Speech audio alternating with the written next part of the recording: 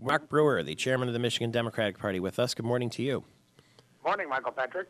You must be encouraged by the fact the latest polling shows that Verge Monero closing the gap now on Rick Snyder. Yes. We've still got a little less than 2 weeks to go. Voters are just starting to tune into the race, and we're going to work hard right through Election Day. How can people see Bill Clinton in person this weekend if they want to? Well, we're still getting the details together for this trip, but he'll be making at least 3 stops in Michigan, Detroit, Ann Arbor, and Battle Creek. And we'll be getting the details out later today.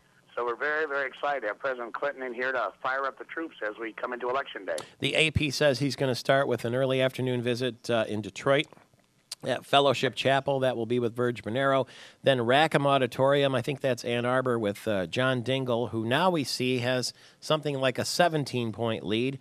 And then he'll close out the evening at Miller Gymnasium at the Kellogg Community Center with Mark Schauer. And I'm guessing what you do is you call your local Michigan Democratic Party office to see if you can get into any of those events?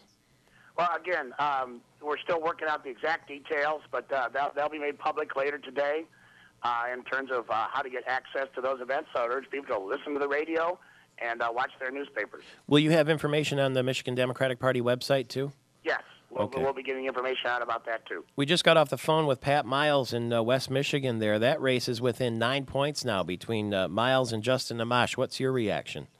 Well, that's no surprise. I mean, Justin Amash is really an extremist outside the mainstream, even for the Republican Party in Western Michigan. Pat Miles has got great appeal on both sides of the aisle. He's got an enormous number of prominent Republican endorsements. He's a much better fit for that district than Justin, so that's no surprise at all. What do you know in the 1st Congressional District about this independent Glenn Wilson, who suddenly has more than 25% of the support in that race? Again, that's always been a three-way race up there. Wilson's been campaigning very, very hard up there.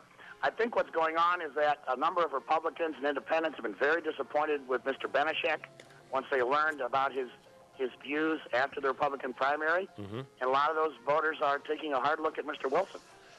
And drawing votes away from Dan Banaszak, it would seem, in the district that's been controlled by Bart Stupak, the Democrat, for the better part of 2 decades. So suddenly, with 11 days till the election, the races are on, and we'll have full coverage every single day from now till then. It's Michael Patrick Shields, back in a flash.